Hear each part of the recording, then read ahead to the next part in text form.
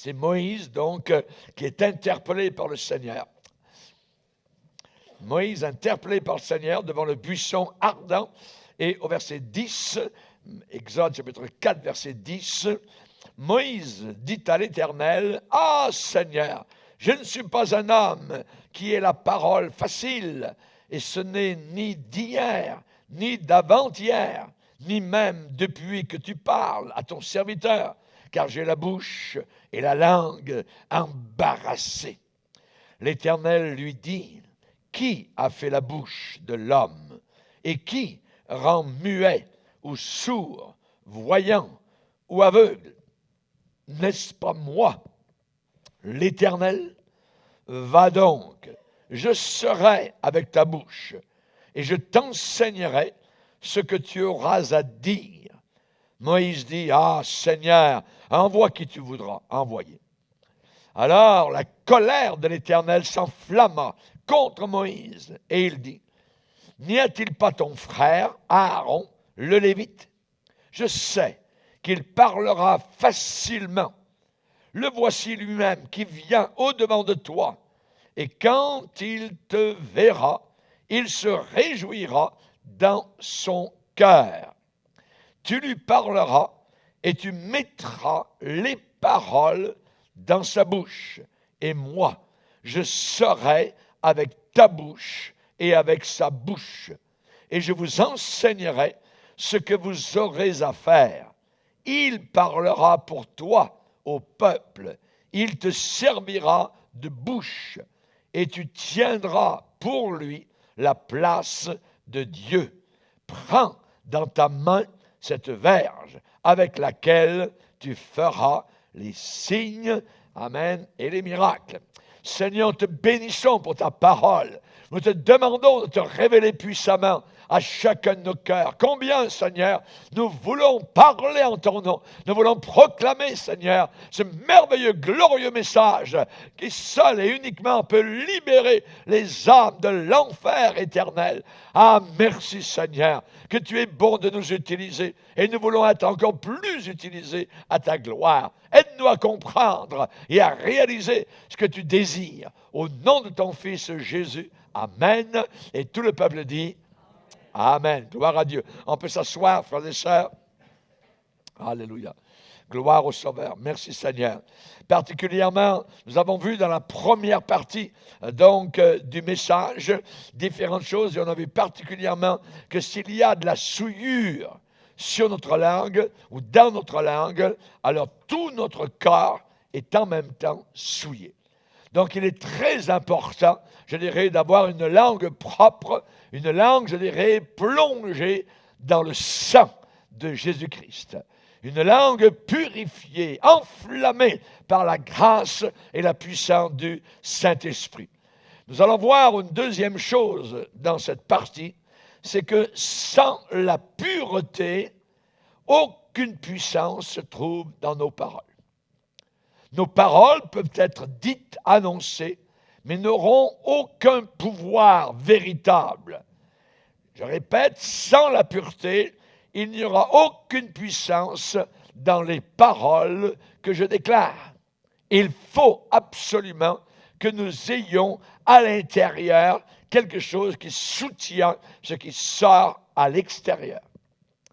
Dans le psaume 12, le verset 7, il est dit « La parole de l'Éternel, les paroles de l'Éternel sont des paroles pures, pures.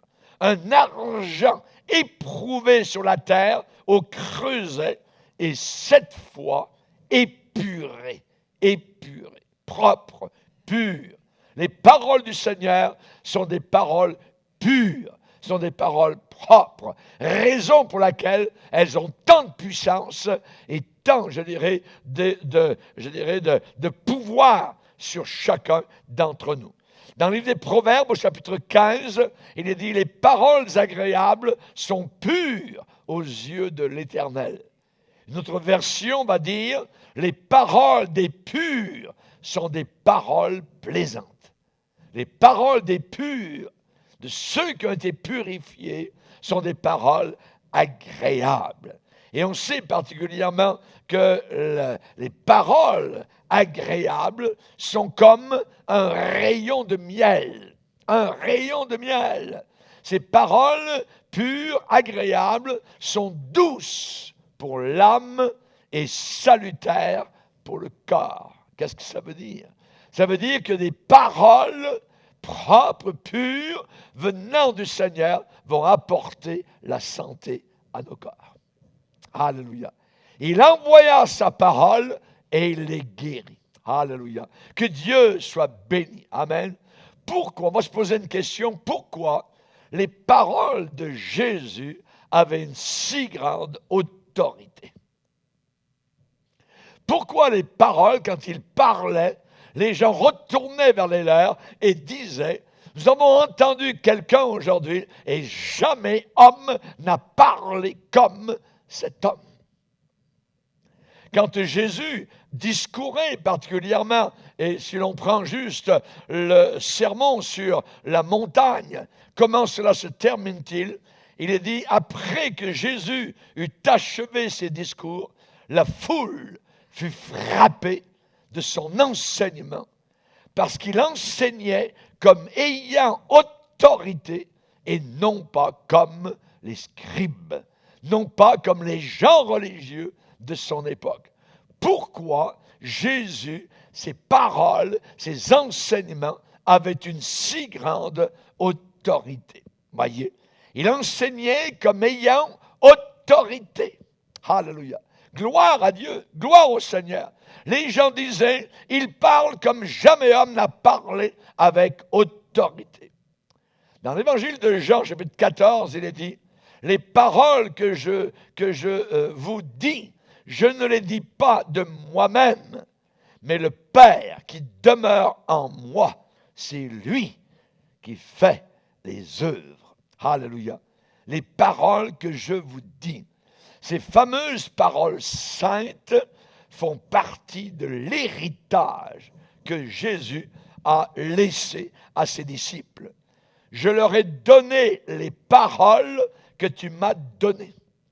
Je leur ai donné, quand Jésus parle au Père, il va dire, à notre sujet, Père, je leur ai donné les paroles que tu m'as données, et ils les ont reçues.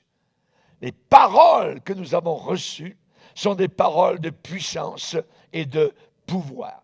Souvent, on ne marche plus aujourd'hui à la lumière de cette glorieuse vérité.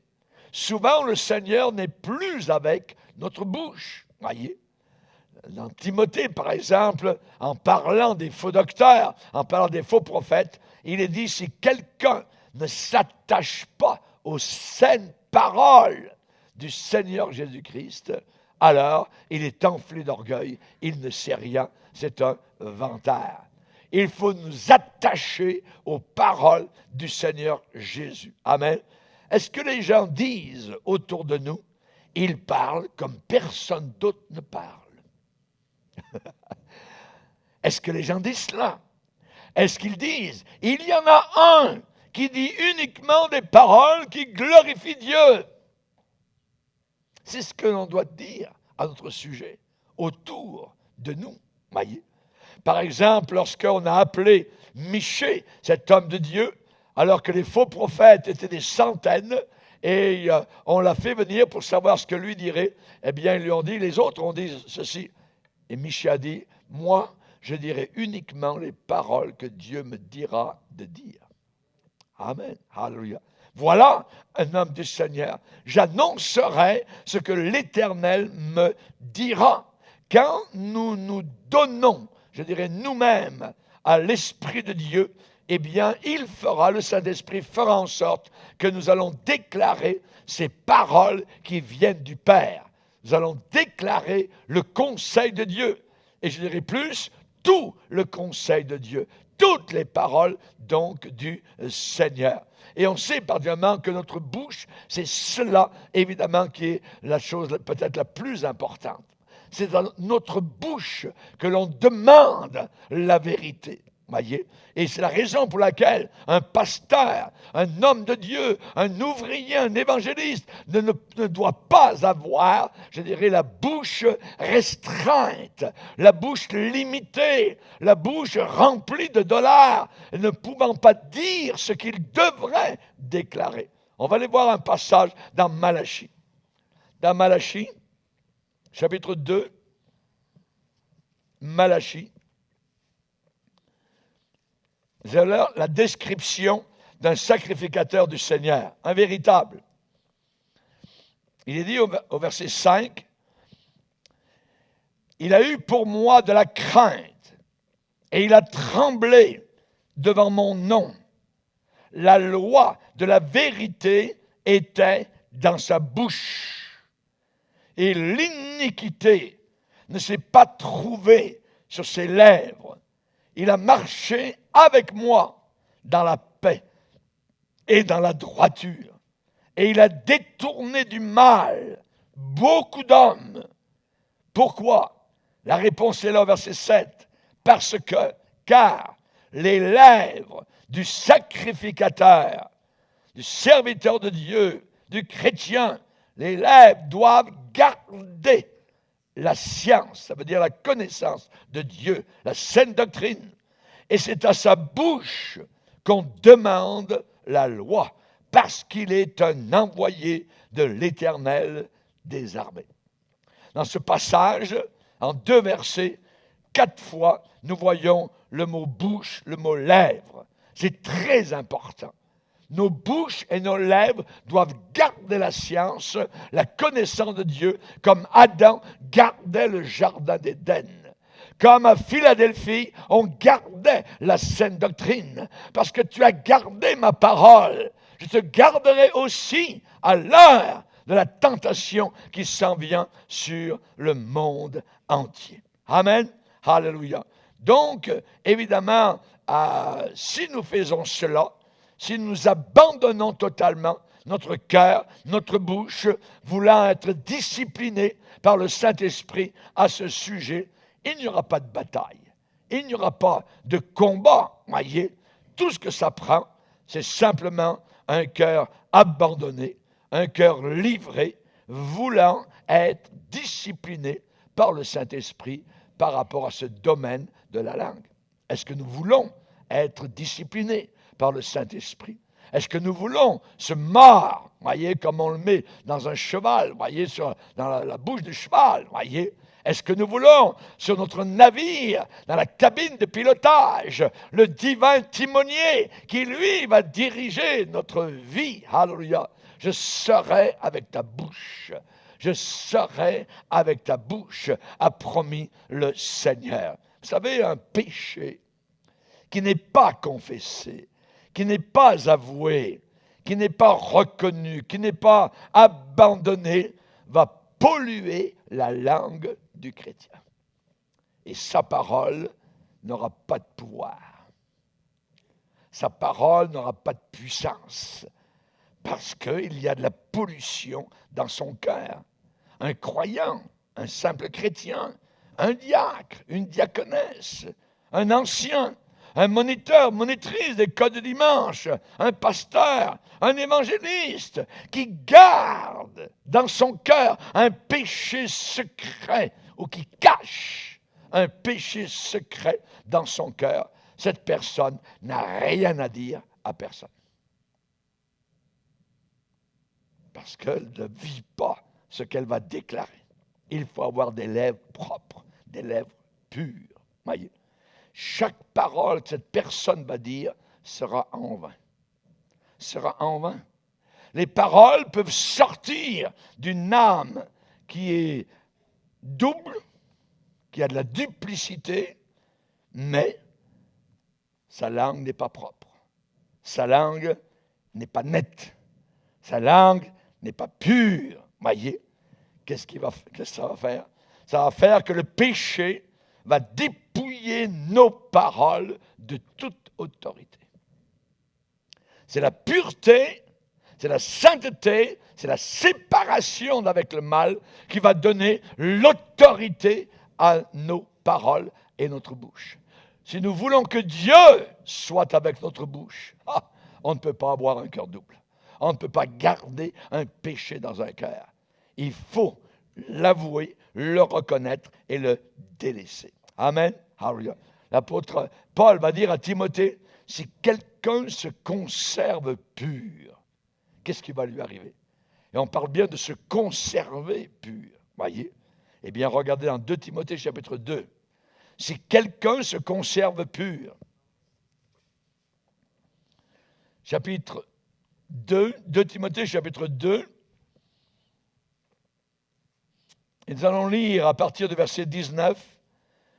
Néanmoins, malgré ceux qui sont détournés de la vérité, malgré ceux qui pêchent contre Dieu, néanmoins, malgré cela, en dépit de cela, le solide fondement de Dieu reste debout, avec ces paroles qui lui servent de sceau. Donc une première parole, le Seigneur connaît ceux qui lui appartiennent. La deuxième parole sur ce monument, voyez, de base, ce fondement de Dieu, quiconque prononce le nom du Seigneur, qu'il s'éloigne de l'iniquité, qu'il s'éloigne. Et là, il y a un exemple que le Saint-Esprit nous donne. Dans une grande maison, il n'y a pas seulement des vases d'or et d'argent, des beaux vases, voyez, mais il y en a aussi de bois et de terre. Les uns sont des vases d'honneur, les autres sont d'un usage vil. Si donc quelqu'un se conserve pur en s'abstenant de ces choses, il sera un vase d'honneur, sanctifié, mis à part, utile à son maître et propre à toute bonne œuvre. Et juste le verset 22, parce que les passages, la manière qu'ils sont placés, c'est pas inspiré, ça. Ouais, ça se suit dans le texte. Et ensuite, Paul va dire, fuis les passions de la jeunesse. Fuis les passions de la jeunesse. Veux-tu que ta parole ait une autorité? Veux-tu marcher dans le pouvoir du Saint-Esprit? Alors, conserve-toi pur. Conserve-toi pur. Amen. Alléluia. Vous savez, le Seigneur va utiliser, prenons l'exemple, vous êtes dans votre maison, vous avez des beaux vases, il y a des vases là, dans le buffet, il y en a en argent, puis en or, quoi que ce soit. Vous en sortez un, voyez, et vous regardez, oh, il est sale, vous le remettez. Et juste là, à côté de la cuisine, il y a une vieille tasse avec la lance qui est cassée. Il y a une brisure sur le côté, mais vous regardez, elle est propre. Vous allez utiliser la vieille tasse parce qu'elle est propre. Amen.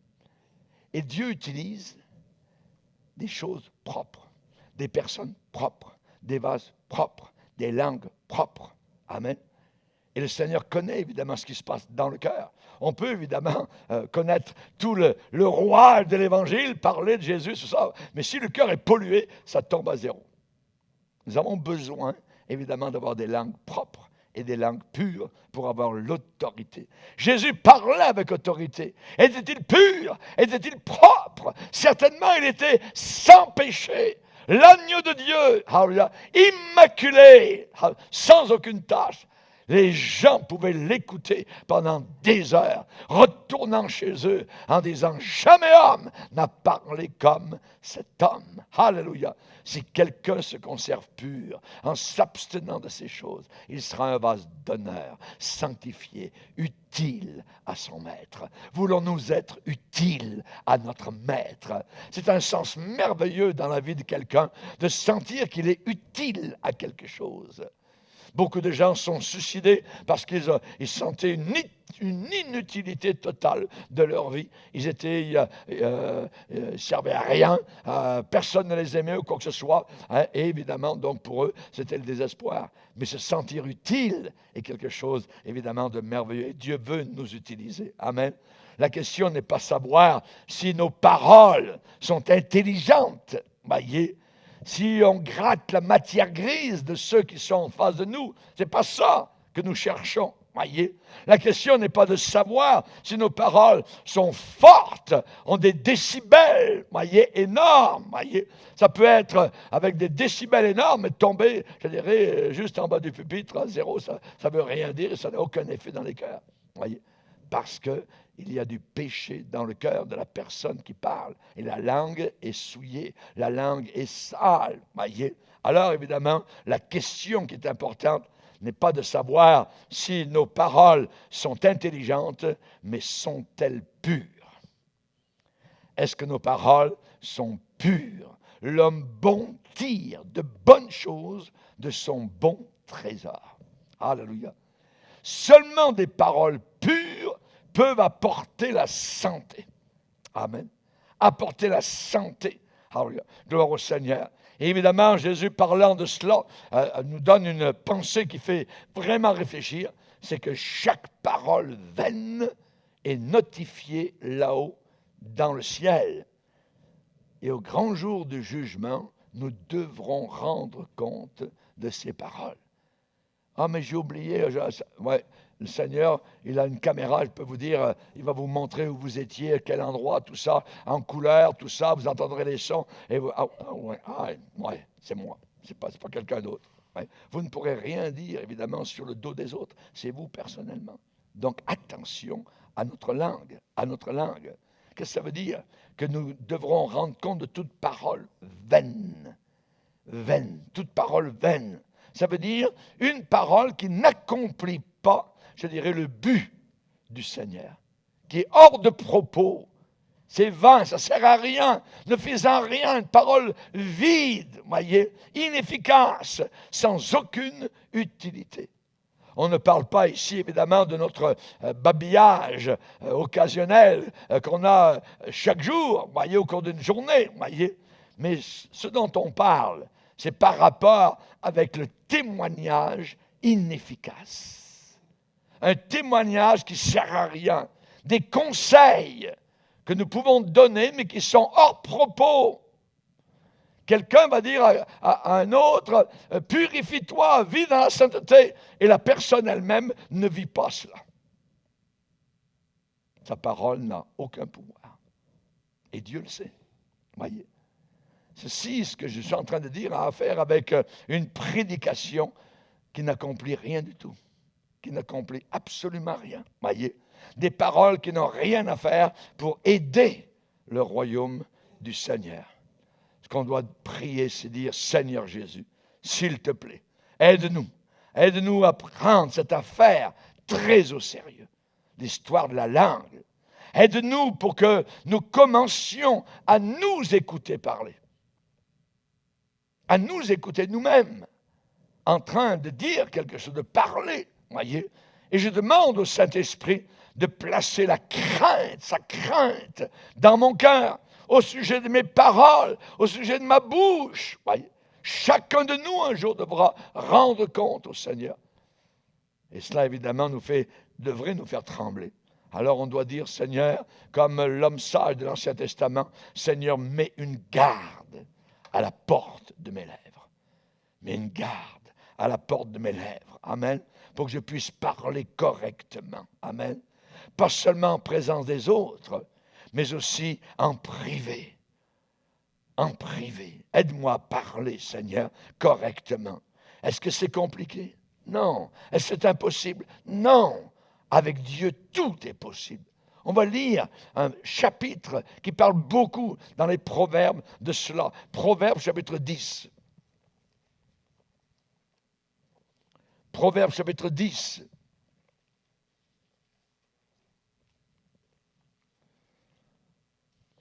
Le verset 6. Proverbe 10, verset 6. Il y a des bénédictions sur la tête du juste, mais la violence couvre la bouche des méchants. Ça veut dire qu'on ne les entend pas. Ce qu'ils disent n'a absolument aucun pouvoir à cause de leur violence. Le verset 8. Celui qui est sage de cœur reçoit les préceptes. Il accepte les avis, les conseils. Mais celui qui est insensé des lèvres court à sa perte. le verset 11. La bouche du juste est une source de vie, mais la violence couvre, éteint la bouche des méchants. Le verset 13. Sur les lèvres de l'homme intelligent se trouve la sagesse, mais la verge est pour le dos de celui qui est dépourvu de sens. Verset 14. Les sages tiennent la science en réserve, mais la bouche de l'insensé est une ruine prochaine. Verset 18. Celui qui dissimule la haine, qui cache sa haine, a des lèvres menteuses. Et celui qui répand la calomnie est un insensé. Verset 19. Celui qui parle beaucoup ne manque pas de péché, mais celui qui retient ses lèvres est un homme prudent. Le verset 20.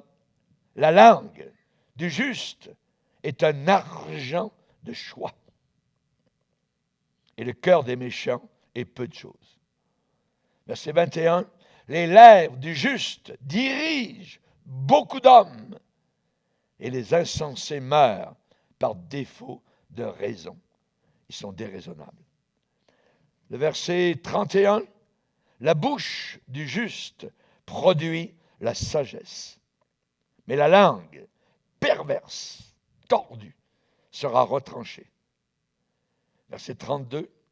Les lèvres du juste connaissent la grâce, et la bouche des méchants la perversité. Ici, dans ce chapitre, c'est bon peut-être de le méditer cette semaine, tout le chapitre 10 des Proverbes a tellement de richesse. Quand on creuse un peu, on découvre des joyaux et le pourquoi de certaines situations au travers de ce que la Bible, donc, est en train de nous enseigner. Ce que j'aimerais dire comme troisième point, c'est que Dieu, lui, il désire tellement, voyez, il aspire, il soupire à être avec nos bouches. Je serai avec ta bouche. Il aurait pu dire, je veux être avec ta bouche.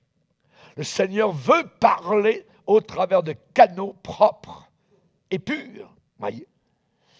Je pense qu'avant le retour de Jésus-Christ, si ça tarde encore, le Seigneur sera capable de susciter une génération nouvelle peut-être, de cœurs purs, de langue pure, de lèvres pures, voyez, pour parler au monde. De quoi Dieu a-t-il besoin? Il a besoin de lèvres pures. Pas de lèvres, je dirais, qui ont de l'intellectualisme dans la tête, mais simplement des gens qui aiment Dieu, qui sont propres, qui sont purs, voyez, sanctifiés et qui feront le travail. Dieu ramène, et je prie pour cela, que Dieu ramène de nouveau son peuple à la glorieuse vision de sa sainteté, de sa sainteté. Jour et nuit, devant le trône de Dieu, il y a des archanges, il y a des anges, il y a des séraphins, il y a, je dirais, tous ces êtres merveilleux qui disent sans arrêt, sans arrêter, sans cesse, non pas amour, amour, amour et Dieu, bien qu'il le soit, voyez, mais il déclare sans cesse, saint, saint, saint est le Dieu Tout-Puissant. Celui qui était, celui qui est et celui qui vient. Saint, saint, saint. Quand Isaïe a vu le Seigneur dans toute sa gloire, quand il a vu le trône, quand il a vu les séraphins qui se cachaient eux-mêmes, la face, les pieds, devant ce Dieu si saint, si puissant, il a dit lui-même, malheur à moi. Pourtant, c'est un homme de Dieu, c'est un prédicateur. Si ce soir, Dieu voulait se révéler, je dirais seulement un dixième de ce qu'il est dans sa sainteté, nous dirions tous, malheur à moi. Malheur à moi. Chers amis, comme Ésaïe, le peuple de Dieu, souvent est devenu méchant, rétrograde. Leur langue est lousse. Leur langue n'a pas de retenue. Leur langue est indisciplinée. Avez-vous expérimenté la terreur qu'Ésaïe a vécue lorsqu'il a vu le Seigneur dans toute sa gloire? Nous avons besoin de saisir une nouvelle vision, d'être conscient du péché peut-être qui est encore dans notre vie, notre langue indisciplinée, de nos lèvres incirconcises. Imaginez si un saint homme de Dieu comme Ésaïe, qui a écrit dans la Bible plus de 60 chapitres, si un saint prophète de Dieu comme Ésaïe confessait, avouait, reconnaissait que ses lèvres étaient impures, où est-ce que nous nous tenons, vous et moi? Où est-ce que nous nous tenons? Est-ce que nous parlons sans sagesse? Est-ce que nous parlons avec légèreté, frivolité? Dieu, imaginez, a dit un jour à Moïse, l'homme ne peut pas me voir et vivre. La puissance de Dieu. Et Isaïe a vu le Seigneur et il a crié, j'ai vu le Seigneur assis sur un trône très élevé. Je suis perdu, malheur à moi. Je suis un homme dont les lèvres sont impures. Il a parlé de ses lèvres. Qu'est-ce qui est arrivé le jour où il a vu le Seigneur en sa gloire? Le vieil Isaïe est mort. Le vieil Isaïe est mort. Et c'est là la clé. Voir le Seigneur et mourir. Que notre vieux moi parte en fumée. Que notre vieux moi parte en fumée. Que nous nous offrions devant le Seigneur en sacrifice. En sacrifice. Quand vous voyez le Seigneur comme maître de l'univers, vous mourrez. Vous mourrez. Mais c'est seulement le commencement. C'est seulement le commencement. À partir de là, vous entrez dans la vie de résurrection. La vie de résurrection. À partir de ce moment-là, le Seigneur a été merveilleusement avec la bouche d'Ésaïe. Avec la bouche d'Ésaïe. Arrêtez de batailler, arrêtez de lutter, voyez, pour dire la bonne chose avec votre propre force personnelle. Non, non, non, non. On nous demande de mourir par la foi. On nous demande de ressusciter par la foi. On nous demande d'être saints et d'être acceptables par la foi. On nous demande de vivre par la foi. On nous demande de parler par la foi, comme des saints qui ont été achetés par le sang précieux de Jésus-Christ. Amen. Le Saint-Esprit a promis de circoncire nos cœurs et nos lèvres pour que nous puissions déclarer les paroles du Père avec autorité. Amen. Paul, ne te tais pas, parle, car j'ai un peuple nombreux dans cette ville. Alléluia. Timothée, prêche la parole. Il viendra un temps où la parole de Dieu n'aura aucune autorité. Mais en toi et dans ta bouche, garde-toi pur, fuis les passions de la jeunesse, et la parole de Dieu aura toute l'autorité que le Seigneur a voulu qu'elle ait dans ta bouche. Alléluia.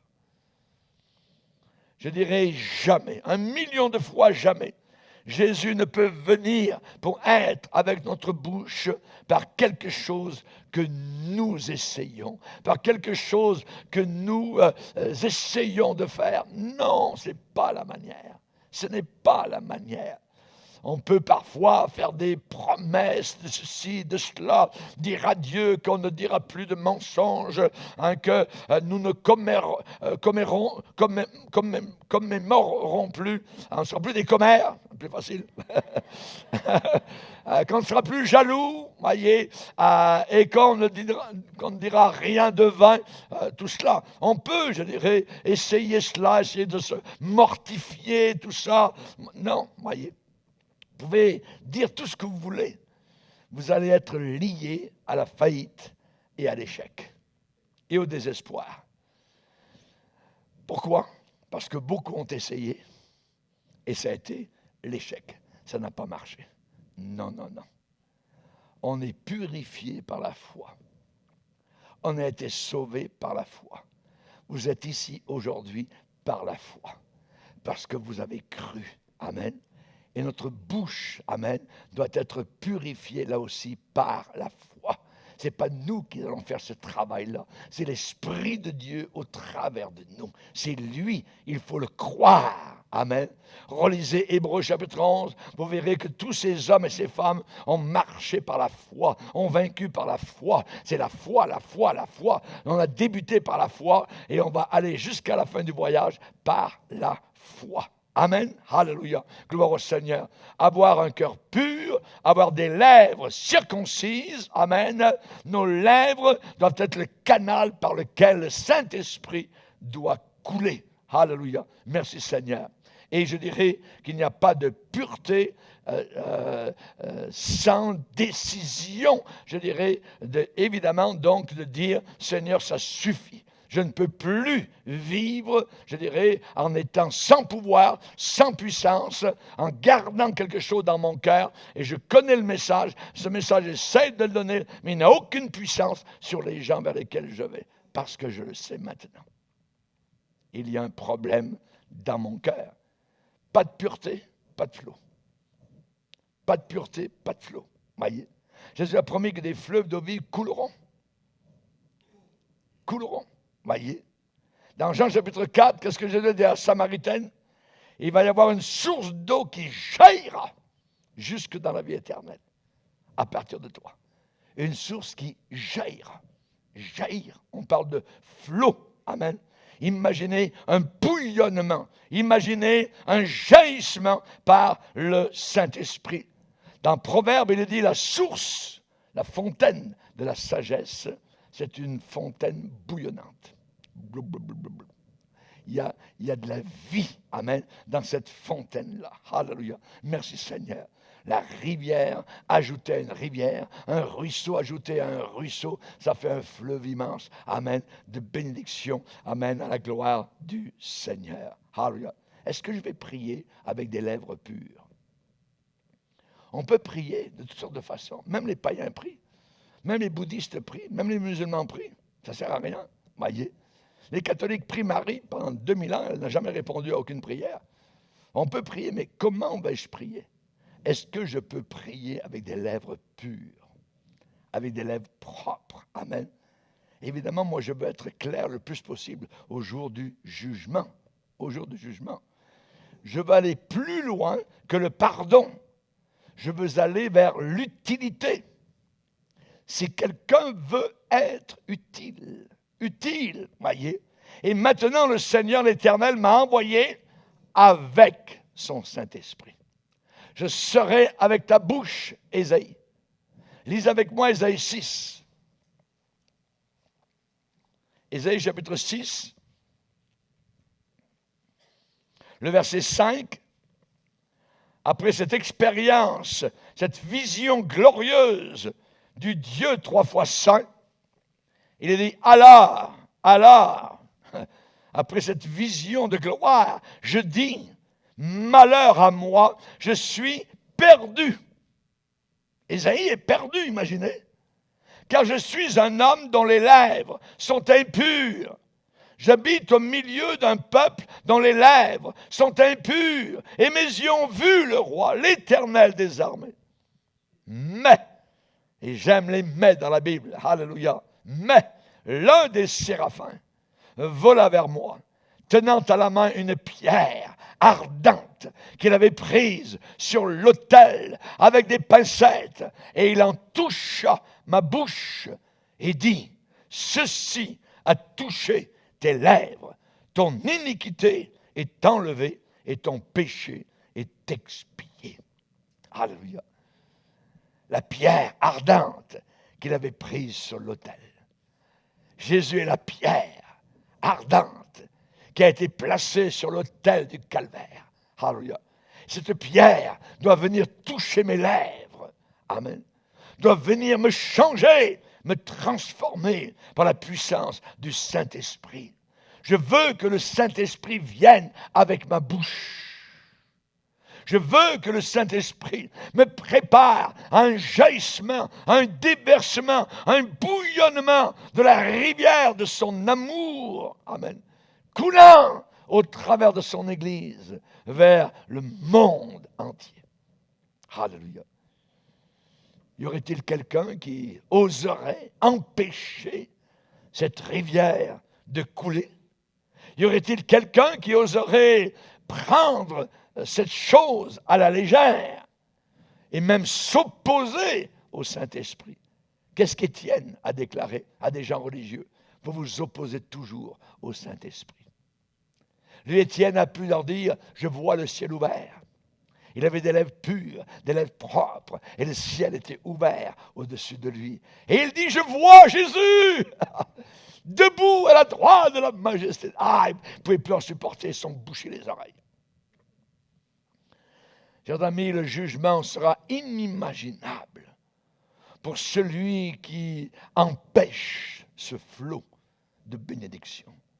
Pour celui qui refuse aux autres la guérison qui aurait jailli de nos propres lèvres. On a des opposants.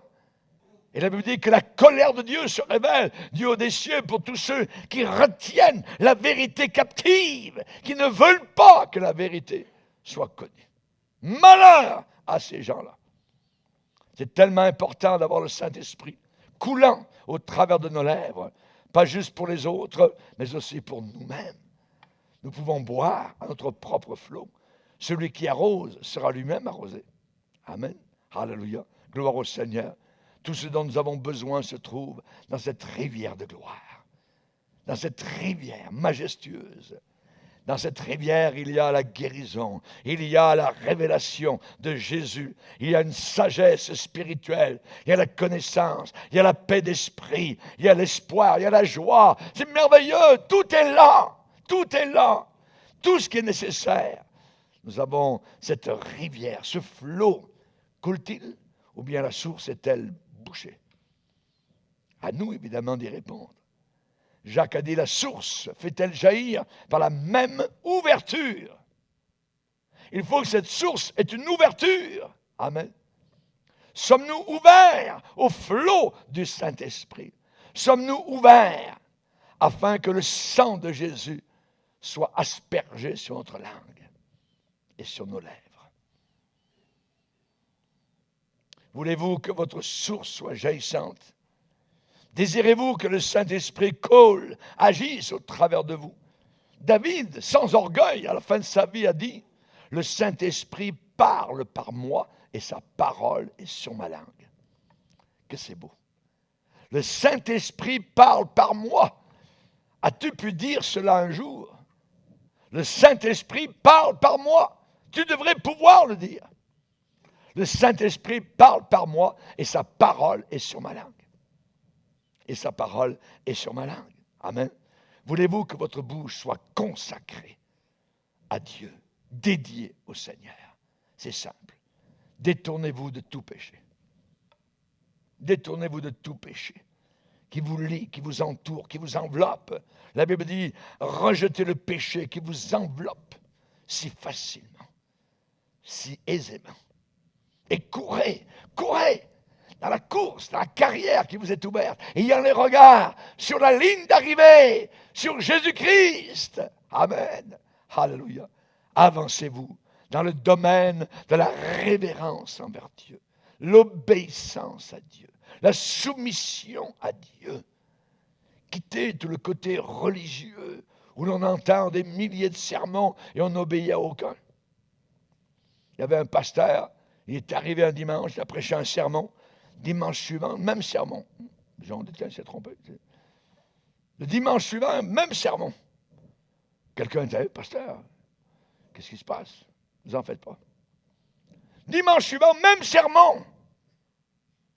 Là, plusieurs sont venus en disant, pasteur, il dit, vous n'avez pas encore obéi au sermon du premier dimanche. Donc, jusqu'à ce que vous commenciez à le réaliser, à l'accomplir, je vais continuer à prêcher le même sermon.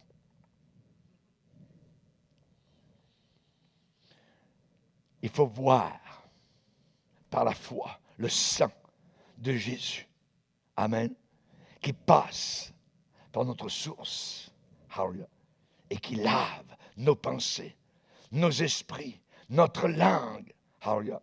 Et alors vous commencerez à goûter les eaux douces qui jailliront en vous. Le Saint-Esprit coulera. Hé Moïse, je serai avec ta bouche. Hé Jérémie, je mets mes paroles dans ta bouche.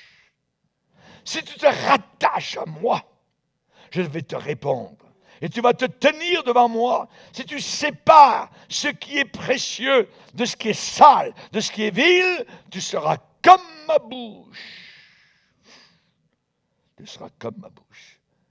L'homme ne vivra pas de pain uniquement, mais de toute parole qui sort de la bouche de Dieu. Baissons nos têtes et prions le Seigneur.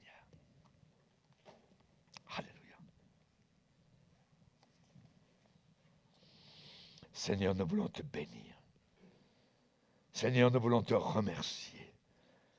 Tu es le Dieu vivant, Seigneur, qui nous a créés, tu nous as recréés, et maintenant nous désirons, Seigneur, que tout notre être, corps, âme et esprit soit plongé, Seigneur, dans la fontaine de sang. Touche nos yeux, touche nos oreilles, touche notre langue, touche notre sexualité, touche nos jambes, que nous puissions te servir, Seigneur, tel que tu le désires. Nous voulons être tes porte-paroles dans un monde impie, un monde qui se dirige vers l'enfer, vers la puanteur, vers la noirceur, vers l'odeur inimaginable qui réside dans l'enfer, dans ces souffrances indescriptibles et éternelles. Seigneur, nous avons besoin d'entendre le Saint-Esprit. Nous voulons être éveillés, réveillés dans ces jours de la fin, quand tu vas revenir soudainement. Seigneur, merci. Merci pour tout ce que tu nous as déclaré aujourd'hui, dans ta grâce et dans ton amour. Aide-nous non pas seulement à entendre, aide-nous à écouter, Seigneur, avec une oreille attentive.